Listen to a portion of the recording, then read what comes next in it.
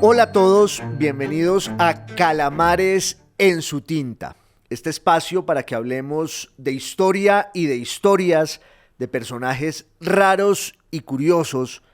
del pasado, que es una manera tantas veces tan aleccionadora, tan inquietante, tan reveladora de hablar de nuestro presente. En esta salida nos vamos a ocupar de uno de los temas más complejos y difíciles y angustiosos de nuestro tiempo. Me refiero a la guerra en Ucrania, o quizás deba decir mejor, la invasión por parte del régimen opresivo, represivo, plutocrático de Vladimir Putin, de ese país que es una república soberana, independiente, democrática y constitucional. La dificultad y la complejidad del tema está, por supuesto, en todas las interpretaciones y visiones que hay sobre lo que está ocurriendo allí, en esa guerra que empieza en enero del año 2022 y en la que se están definiendo y resolviendo tantos valores y quizás la suerte del mundo. Hay, por supuesto, quienes están de manera desfachatada y abierta del lado de Putin, porque les gusta lo que él encarna, esa forma de concebir el poder, la sociedad y el mundo. Pero hay también una suerte de herencia ideológica de la Guerra Fría que es perversa. En la Guerra Fría había dos grandes fuerzas hegemónicas que pugnaban no solo por el dominio territorial y político del mundo, sino también por una especie de primacía filosófica, cultural, ideológica, lo que hoy llaman muchos la guerra por el relato y la narrativa. En el caso de la Guerra Fría era el enfrentamiento entre el mundo comunista y el mundo capitalista, o el llamado mundo libre,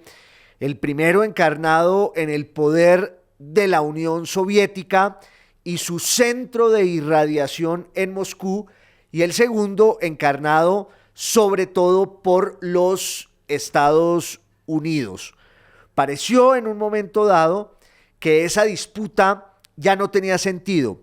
y sin embargo su lastre sigue pesándonos a la hora de asomarnos a buena parte de las cosas que ocurren en el mundo de hoy. Y la guerra en Ucrania, o la invasión rusa de Ucrania, no es la excepción, porque muchos se sienten obligados a la hora de ocuparse de ese tema, se sienten obligados a tomar partido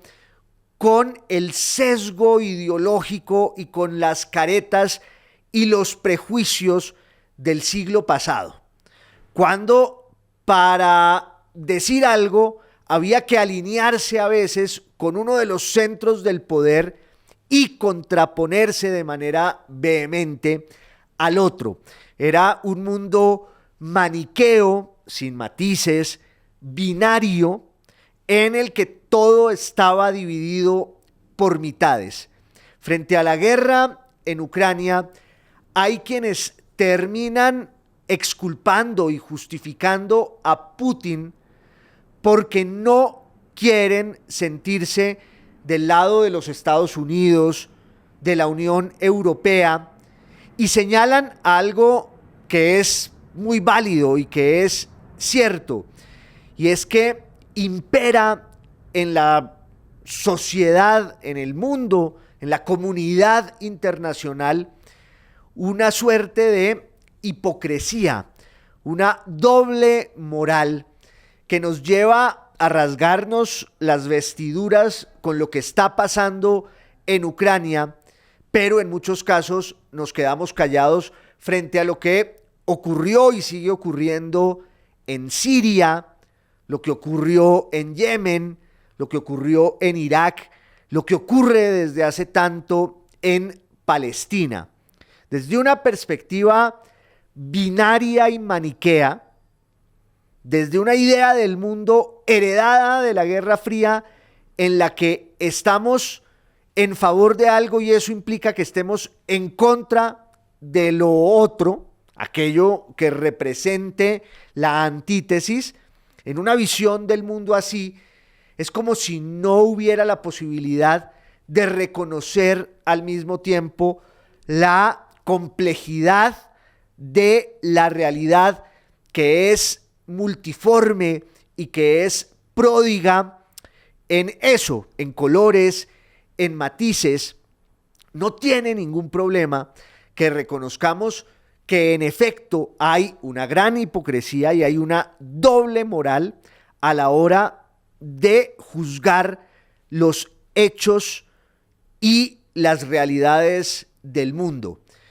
Y esa doble moral y esa hipocresía están teñidas, obvio, por una gran cantidad de prejuicios ideológicos, por la manipulación de la ideología. Todos de una u otra manera arrastramos con nosotros una cierta carga ideológica y vemos las cosas según nuestra propia historia, nuestras pasiones, nuestras obsesiones, el mundo que nos determina. Lo que decía don José Ortega y Gasset: yo soy yo y mi circunstancia. Y mi circunstancia, por lo general, es la suma de unas condiciones que hacen que uno vea todo de una manera particular y no de otras. Pero también resulta que la manipulación ideológica a veces se vuelve una maldición a la hora de intentar comprender lo que está ocurriendo.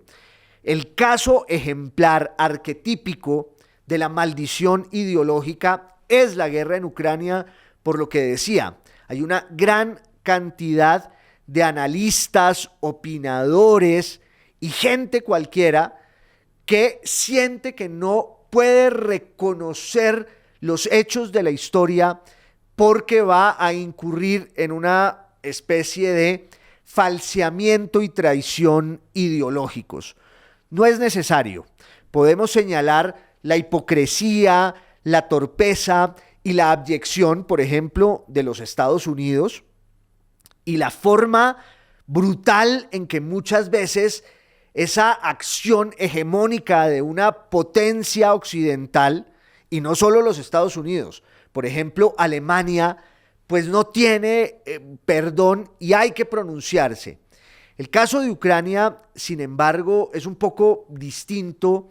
quizás porque nunca antes en la historia reciente, ni siquiera cuando la crisis de los misiles en 1962 en Cuba, habíamos estado tan cerca de la catástrofe nuclear.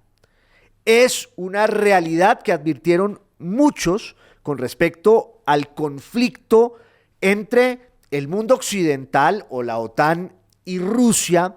Es una posibilidad real y aterradora que se desate allí el cataclismo atómico.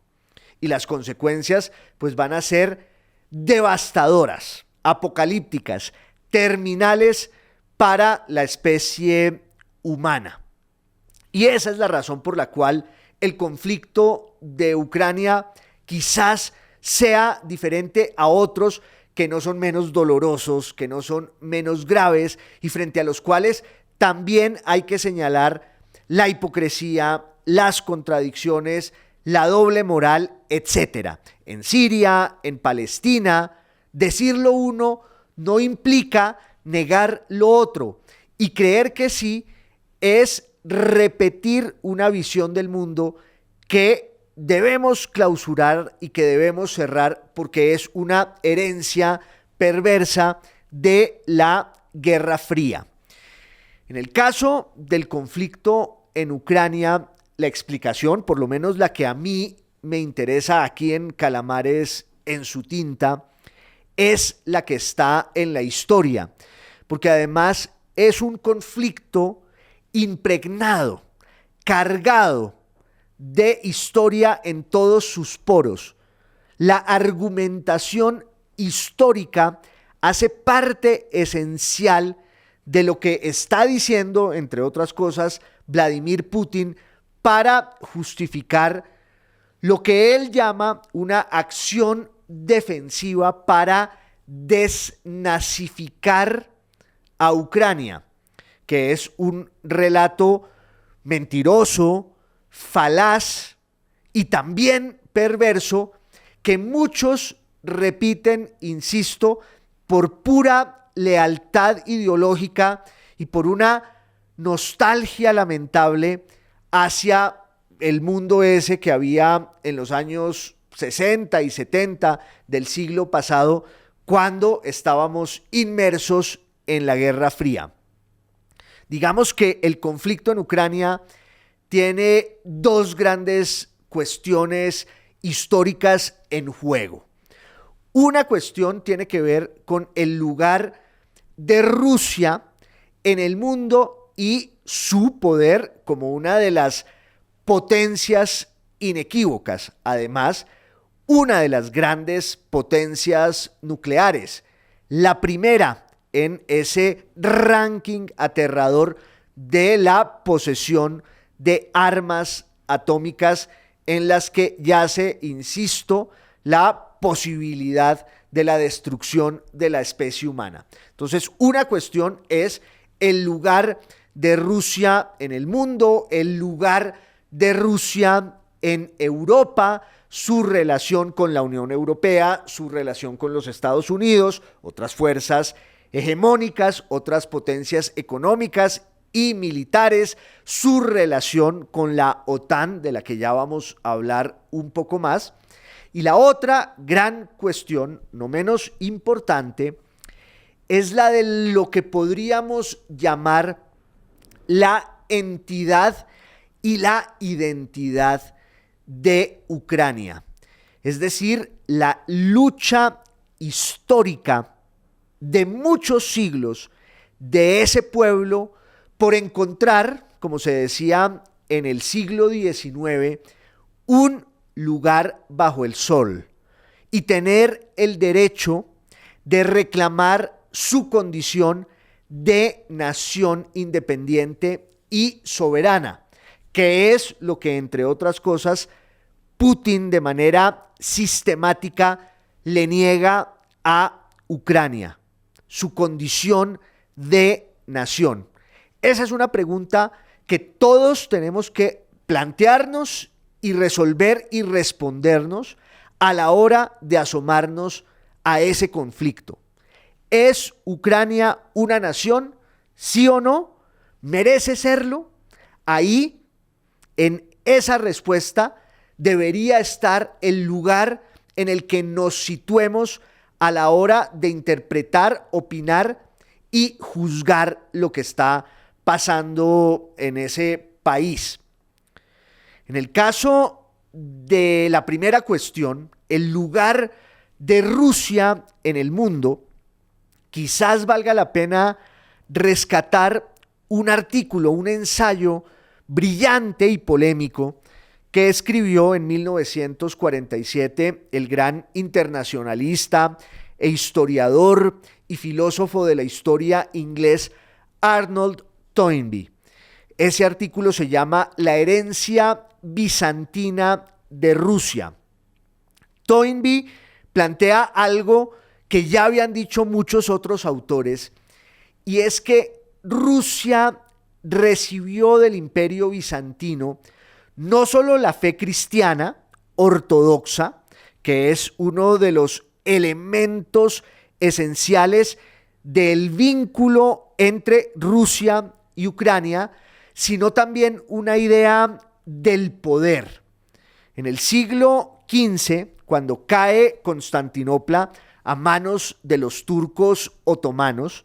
en 1453 hay una especie de traslación del centro del poder ortodoxo de Bizancio a Moscú.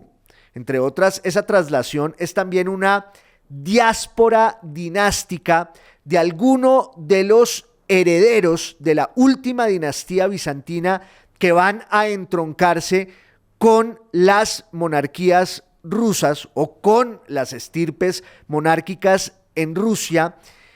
y los rusos empiezan a ahondar, los rusos moscovitas empiezan a ahondar en un mito que es el de Moscú como la tercera Roma, la tercera gran capital de un poder imperial. Primero estaba Roma, la ciudad eterna, después Constantinopla, fundada por Constantino, que la vuelve la capital del Imperio Romano de Oriente, y desde el siglo XV, caída Constantinopla, Moscú va a ser la nueva encarnación de esa idea del poder, del mando y del imperio que está marcada por el burocratismo,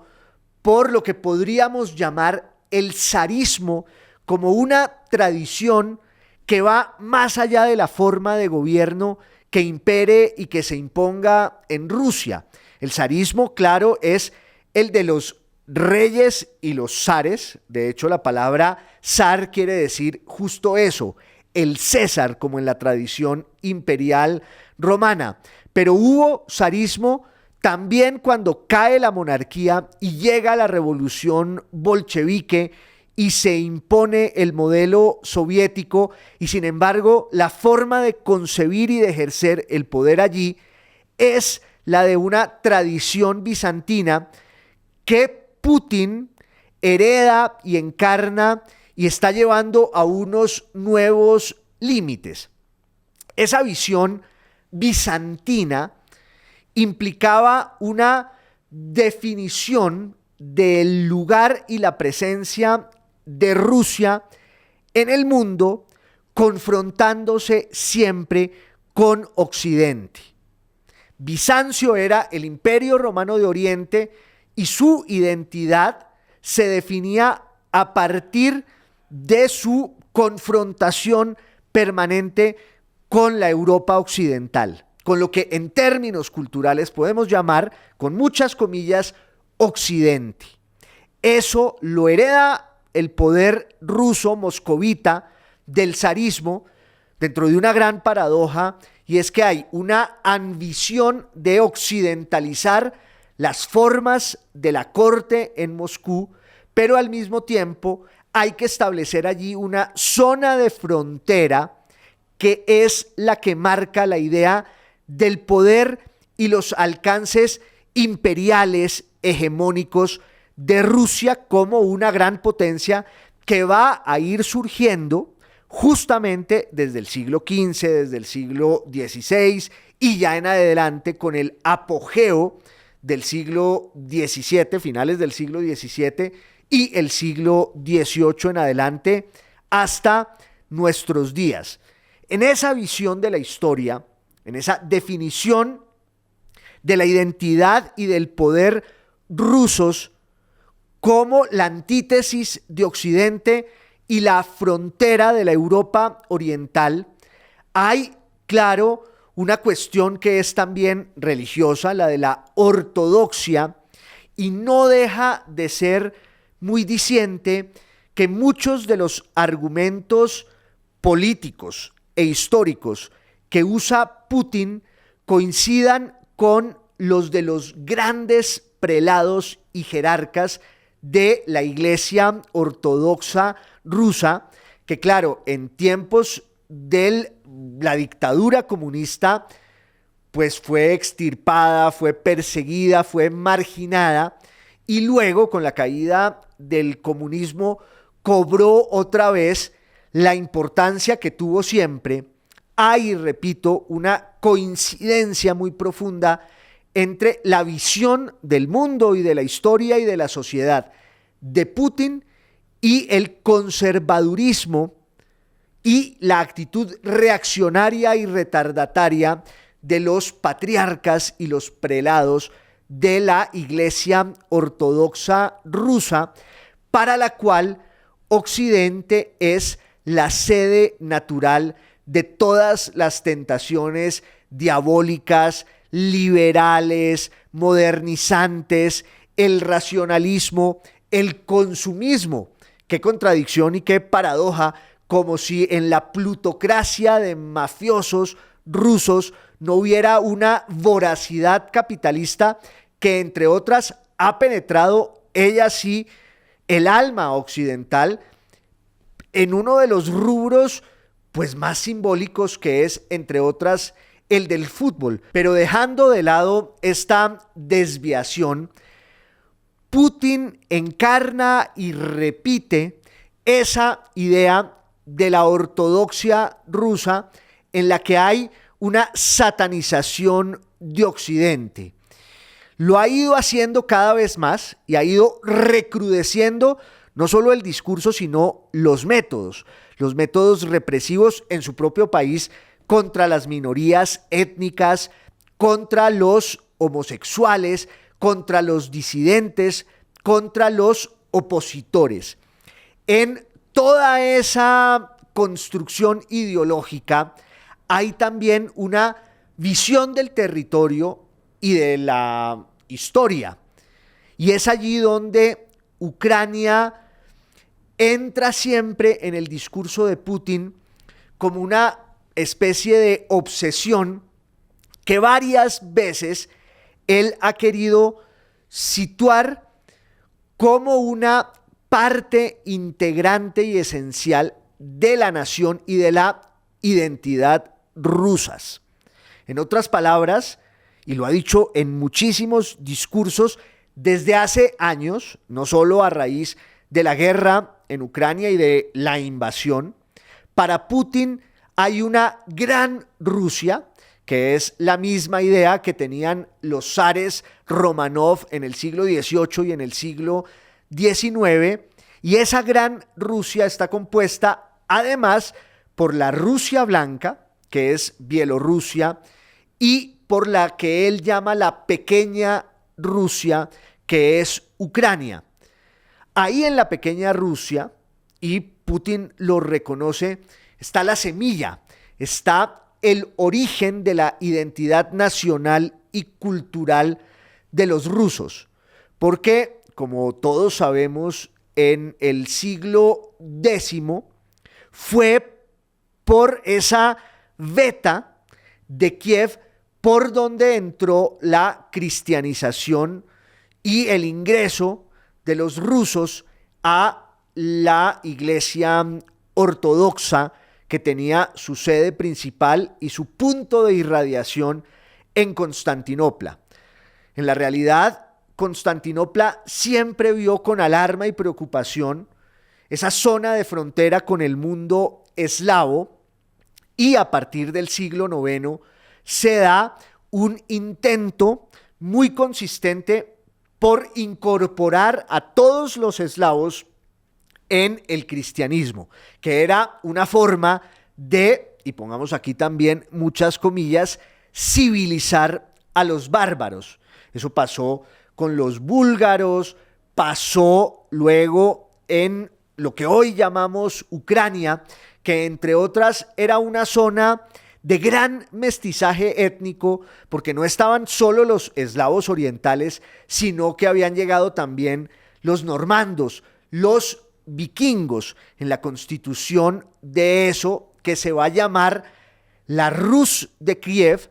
cuando un rey o un caudillo militar, Vladimir, va a recibir por parte de Bizancio, del Imperio Romano de Oriente, una especie de negocio y propuesta que le resulta pues muy favorable, y es que el emperador de Bizancio en ese momento, en el siglo X, que se llamaba Basilio II, que tiene además el sobrenombre de Basilio II Bulgaróctonos, el asesino de los búlgaros, porque se enfrentó contra el pueblo búlgaro, lo aplastó, lo aniquiló. El ejército búlgaro era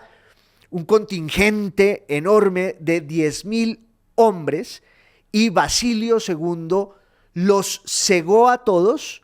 con un punzón ardiente, les quemó los ojos, los dejó ciegos y de cada 1.000 hombres dejó solo a uno tuerto, con un ojo que sí podía ver,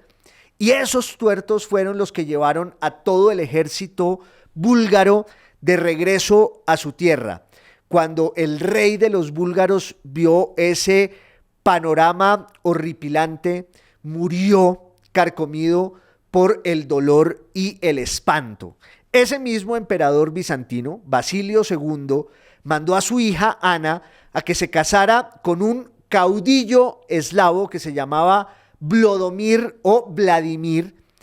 y la alianza implicaba la conversión masiva de lo que hoy llamaríamos rusos y ucranianos al cristianismo en las aguas del río Dnieper, ahí en Kiev, que es algo que va a ocurrir, si mi memoria no me falla, en el año 988, y a partir de ese momento, pues todo ese mundo eslavo oriental entra en la órbita ortodoxa, en la cristianización de los eslavos, que implicó además la creación ya desde antes de un alfabeto que se inventa un monje que fue protagónico en la evangelización de los eslavos, que se llama Cirilio. De allí que esos alfabetos de los pueblos eslavos que entran en la órbita griega, ortodoxa y bizantina se llame el alfabeto cirílico. Para Putin ese es el punto fundacional y mítico que explica la unidad indestructible de una sola nación, que es la Gran Rusia. Hasta ese momento es probable que esa visión de la historia tenga sentido, pero todo cambia cuando una serie de invasiones e incursiones de otros pueblos va rompiendo la unidad de eso que no era una nación, sino una suma de pueblos unidos por la fe. Se da la invasión de los cázaros, se da la invasión de los pechenegos, pero sobre todo a partir del siglo XIII, las grandes invasiones de los mongoles. Desde el siglo XIII y el siglo XIV se da una ruptura entre lo que podríamos llamar el mundo moscovita ruso y el mundo de Kiev ucraniano. El nacionalismo ucraniano siempre señala ese momento de la historia porque son dos identidades que van a evolucionar por cauces muy distintos. En el caso del ducado moscovita,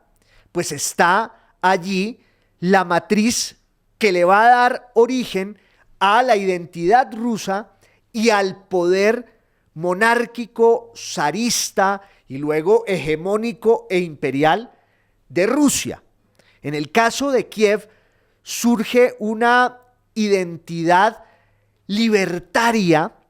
que es la de esos mercenarios y más bien hombres libres que hacen de su territorio una especie de hermandad que son los cosacos. Kiev fue arrasada por los mongoles y el mundo de los ucranianos, en realidad el mundo de los cosacos, va a terminar virando más bien hacia lo que ocurre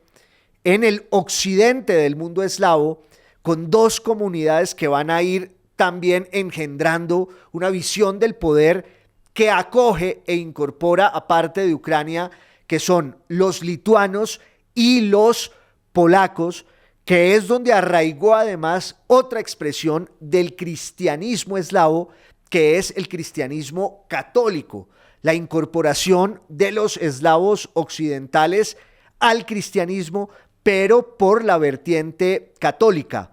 Allí se va a ir construyendo, repito, un poder que acabará luego en lo que se llama la mancomunidad polaco-lituana, y que era un poder casi monárquico y hasta imperial, diría uno, muy fuerte, que operaba como tapón y mojón entre el mundo occidental y el mundo oriental eslavo, donde Rusia ya era una fuerza enorme en el siglo XV, en el siglo XVI, en el siglo XVII, con la llegada de los Romanov ahí en Moscú. Los ucranianos, en cambio, iban por la libre, conservaban ¿qué? Su lengua, su fe y su identidad. En el tema de la fe hubo un momento de flaqueza cuando empieza a surgir una especie de catolicismo ucraniano en el mundo occidental de Ucrania y su vínculo, claro, con los lituanos y los polacos. Pero hay un momento en el que los cosacos y los ucranianos, digamos que constituyen el mismo pueblo a partir de unas hermandades que tienen la hoguera, repito, de su lengua, de su identidad, de sus tradiciones, y esa hoguera, dice el nacionalismo ucraniano, es muy distinta de la que sopla y arde en las estepas gélidas de Rusia. Lo cierto es que hay un momento en el que el pueblo ucraniano ya no quiere militar más en el proyecto lituano-polaco, y hay allí una traición o un abandono, y en el siglo XVII, en 1651, 52, 53, comandados por un personaje que se llama Bogdan Smelinski, que es una figura mítica de los cosacos, los ucranianos acuden a el poder y la protección de los rusos para desligarse de los lituanos y de los polacos. Eso acaba en una especie de acuerdo en 1654, entre otras, la revuelta de los ucranianos y de los cosacos empieza en 1648, que es un momento, como en 1848, 2 siglos después,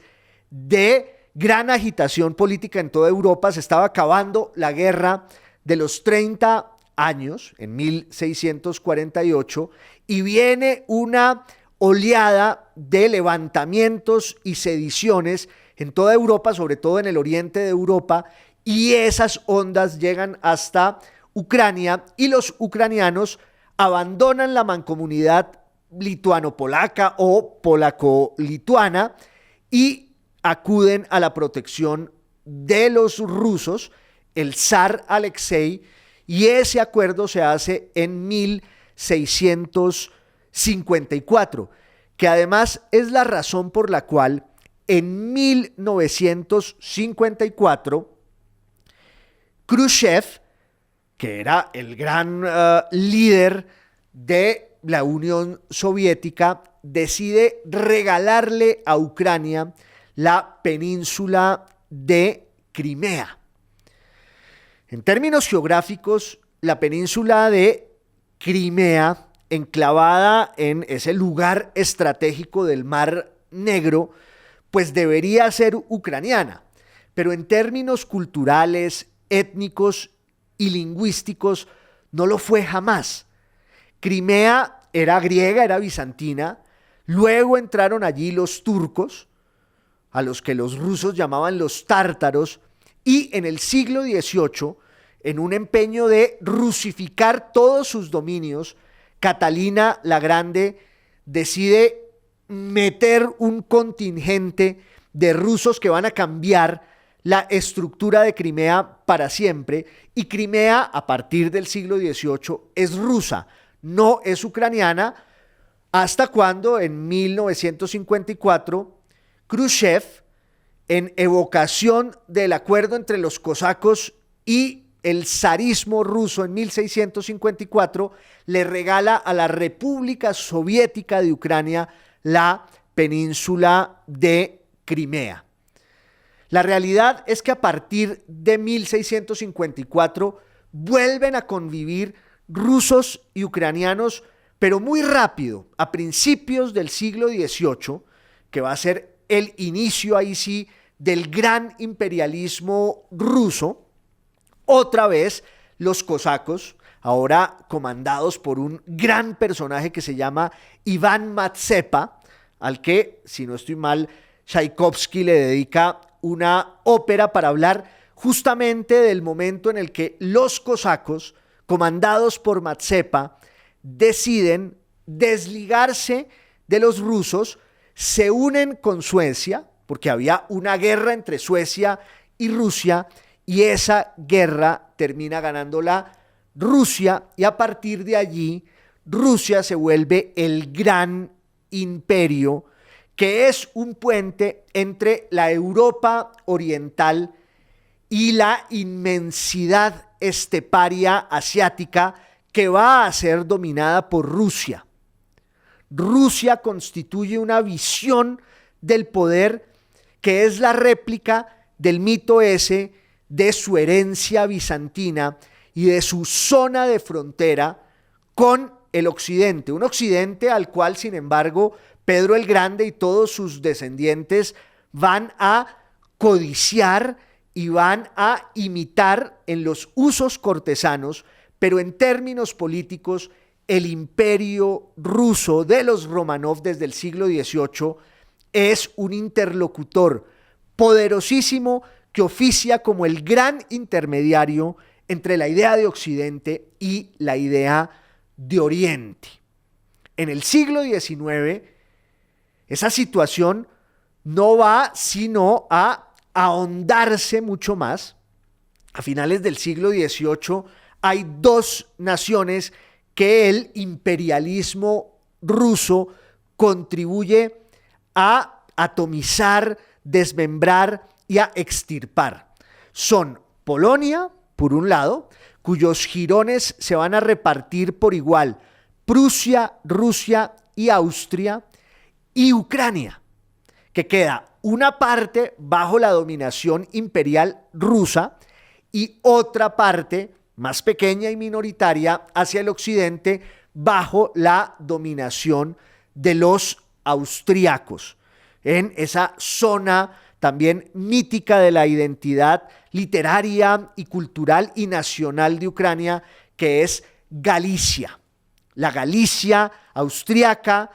con una presencia ucraniana que conservó allí sus relatos y su cultura. Y es, entre otras cosas, lo que nos proyecta sobre el siglo XIX, que es el siglo del romanticismo. El romanticismo es un movimiento cultural, literario, filosófico, que significa varias cosas a la vez, pero en especial una especie de refutación de esa visión del enciclopedismo que era abstracta y que planteaba una idea de la humanidad opresiva y tiránica. Los románticos quieren volver sobre las raíces, quieren reivindicar el pasado y se aferran a un asidero en el que residen los valores que ellos aprecian más, el asidero de la nación como el elemento constitutivo de la historia. Por eso hay nacionalismo en toda Europa occidental, en España, en Francia, en Italia, y hay nacionalismo en la Europa oriental, el nacionalismo polaco y por supuesto el nacionalismo ucraniano, que desemboca en el desastre de la Primera Guerra Mundial, la disolución del imperio ruso, del imperio zarista de los Romanov y claro, la irrupción de la revolución bolchevique, que es la oportunidad para que esas naciones sin Estado recuperen su condición. Lo hizo Polonia y lo hizo Ucrania a instancias de una guerra civil muy dura en la que están pugnando los republicanos ucranianos con los comunistas y bolcheviques ucranianos que terminan imponiéndose. Una de las grandes falacias históricas de Putin es que fue Lenin el creador de Ucrania. Eso no es cierto. Ucrania existió siempre como una entidad y una identidad nacional que tenía su territorio, tenía su lengua y no tenía una configuración política en la forma de un Estado nacional que empieza a serlo, sí, a partir de la Unión Soviética. Y en ese sentido, lo que hace Lenin es relevante para el desarrollo histórico de Ucrania como un Estado independiente y como una república, aunque independiente no, porque queda subordinada Ucrania a los mandatos, muchas veces brutales, del bolchevismo, de los soviéticos, al punto de que a principios de los años 30, en eso que se llama el Holodomor, que es una hambruna a la que Stalin somete a los ucranianos para cumplir las cuotas delirantes y catastróficas de sus planes económicos, y la herida que queda en Ucrania por eso que ellos consideran un genocidio es tan grande que cuando entran los nazis, al principio los ucranianos están del lado de los alemanes.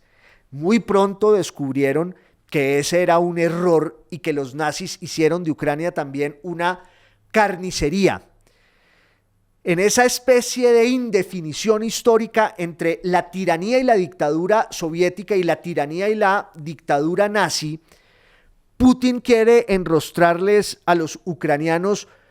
una presunta condición de filonazis. Por eso él dice que la invasión tiene el propósito de desnazificar a Ucrania y evitar que esa visión totalitaria llegue, imagínense, hasta Rusia. Cuando se disolvió la Unión Soviética, muy pronto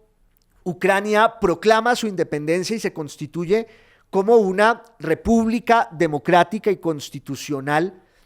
que ha buscado desde entonces, y sobre todo a partir del año 2004, no solo un lugar bajo el sol, sino vivir según lo que el pueblo ucraniano expresa de manera sistemática en las urnas, y eso incluye reivindicar su vínculo y su herencia europeos hasta el punto de querer entrar a la Unión Europea, que es algo que Putin no va a permitir. Y claro, en medio de todo esto está el complejísimo lugar de la OTAN, que es una organización militar armada hasta los dientes y que representa los intereses de muchas potencias occidentales. Muchos advirtieron cuando se acaba el comunismo o cuando se disuelve la Unión Soviética, muchos advirtieron el peligro cierto que entrañaba la expansión oriental de la OTAN. Ese fue un error estúpido y torpe, instigado por los Estados Unidos, que tenía que desembocar en una reacción de Rusia que no quería que se le fueran metiendo al rancho, como se dice vulgar y popularmente. El problema es que muchos de los países que estuvieron en la órbita soviética querían entrar en la Unión Europea. Y para hacerlo tenían ese expediente disuasivo de invocar la compañía y la presencia de la OTAN, que decía Gorbachev que le prometieron a él con la unificación alemana que ese iba a ser el punto límite. Esa promesa no se ha cumplido y el conflicto está allí latente, pero pugna la prevención de Rusia con respecto al lugar de la OTAN y a sus propios intereses y a su seguridad como potencia. Pugna esa preocupación con el hecho histórico de que Ucrania es una nación, es un Estado nacional soberano, independiente y democrático que, insisto, de manera sistemática y en dos grandes levantamientos, en el 2004 y en el 2014, se ha expresado en favor de estar más en Europa que bajo el influjo que muchos ucranianos consideran perverso de Putin y de Rusia. Hay matices, por supuesto. Ya mencioné el de Crimea como un territorio que nunca fue de Ucrania, sino por cuenta de un golpe de mano de un líder soviético, Khrushchev,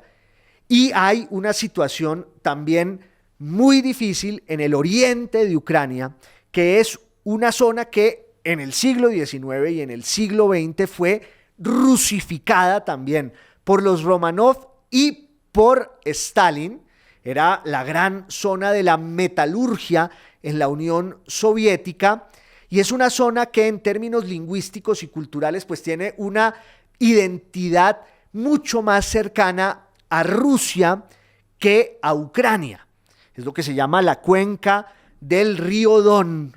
el famoso Donbass del que tanto se habla y donde la mayoría de la gente pues tiene, repito, un vínculo más cercano a la identidad rusa que a la identidad ucraniana. Ese es un conflicto degradado en el que ha habido de todo. Paramilitarismo de lado y lado, paramilitarismo de los defensores de Ucrania y también los mercenarios y los paramilitares rusos, y ha habido purgas étnicas y lingüísticas que son otro de los motivos por los cuales los áulicos y los idiotas útiles de Putin señalan al régimen ucraniano como un régimen filonazi, un régimen presidido, entre otras, por un señor que es descendiente de judíos, que también fue una comunidad que sufrió los estragos, no solo de la persecución nazi, sino de la persecución soviética. Y ese es un poco, a grandes rasgos, macheteando mucho, un resumen del estado de las cosas en Ucrania. Insisto, la realidad no es binaria, no es maniquea y no se puede leer con las categorías y las nostalgias de la Guerra Fría. Quien incurra en ese ritual está haciéndole una concesión a la idiotez y a la tiranía que encarna un régimen represivo y opresivo como el de Putin, aliado, entre otras, con la visión más retardataria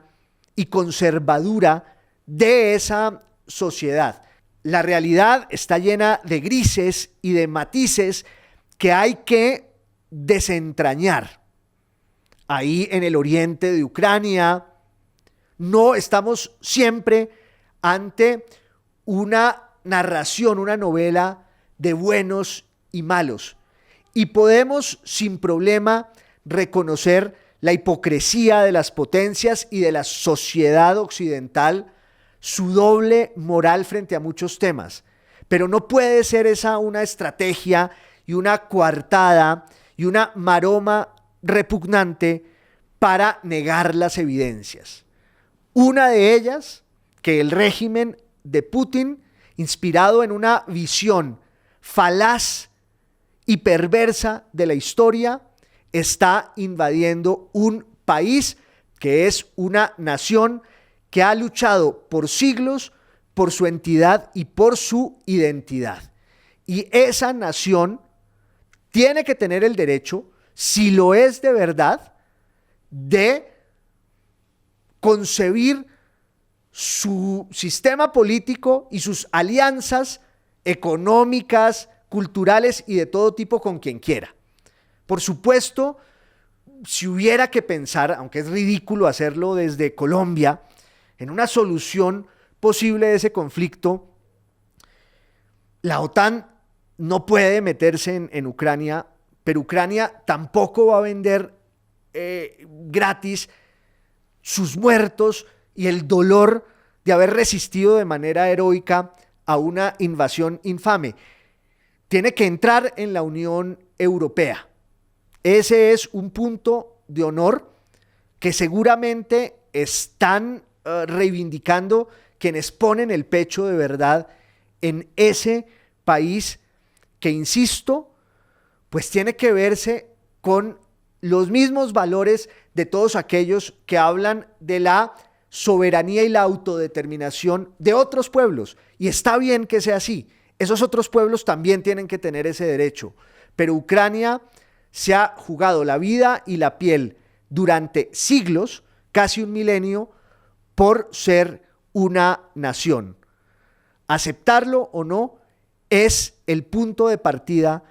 para poder opinar y juzgar lo que ha ocurrido en esa guerra que sigue. Esto es Calamares en su tinta, que es podcast, es video podcast y es radio, y los espero en la próxima salida. Les agradezco mucho por su compañía y les mando un abrazo a todos.